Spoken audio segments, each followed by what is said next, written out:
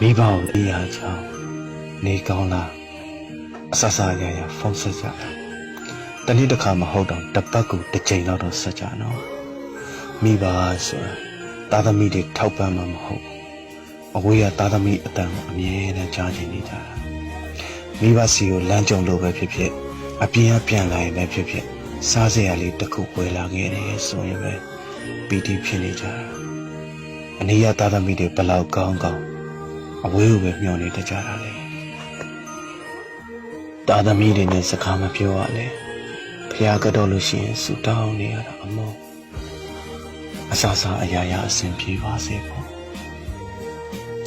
မိဘစီကိုငါမပေးနိုင်လို့မထောက်ပံ့နိုင်လို့ဆိုပြီးတော့ဝေးမသွားကြပါနဲ့မိဘတွေလည်းမကြခဏဆုံးပြီနော်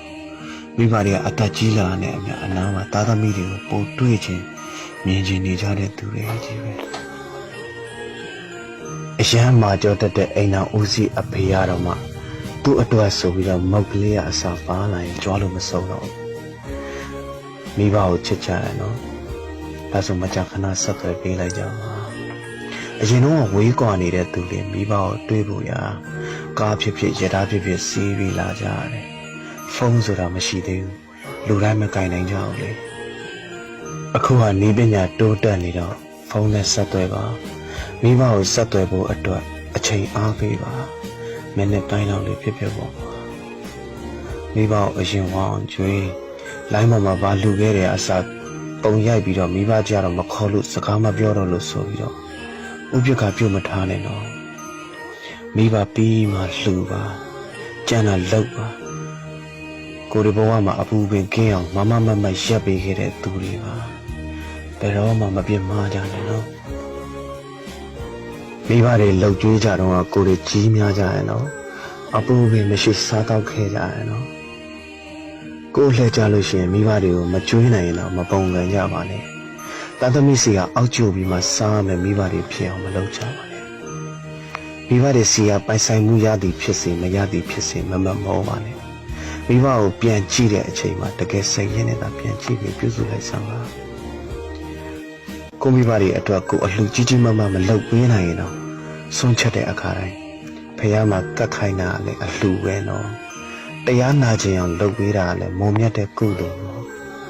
ငွေချင်းမပြည့်စုံတဲ့တည်လေးတွေအားစာမိဘကျေးဇူးဆက်လို့ရတယ်ရှိတော့မှဥပ္ပခါပြုထားကြပြီမရှိတော့တဲ့အချိန်မှာလွမ်းနေလို့လည်းပြန်မရတော့ဘူးမိဘကိုဆက်သွယ်ဖို့ဘသူမျက်နှာမှမကြည့်နဲ့ဘသူခွင့်ပြုခြင်းမှမယူနဲ့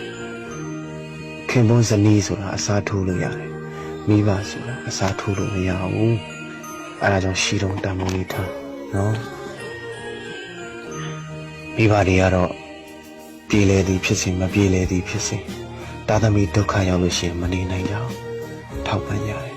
မိဘတွေနွားပါတဲ့အချိန်မှာမရှက်ပါနဲ့မြင့်တင်ပေးပါစိတ်ဓာတ်တွေ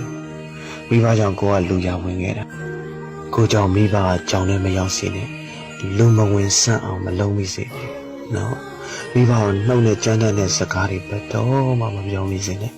မိဘကိုအထီးကျန်စွာလည်းမထားနဲ့မကြွေးနိုင်တော့မှစိတ်ချမ်းသာအောင်ထားကိုကြောင့်တော့ကမဖြစ်စေနဲ့နော်ကဘာပေါ်မှာရှိတဲ့သာသမီတိုင်းမိဘကျေးဇူးဆက်နိုင်ကြပါစေဗျာ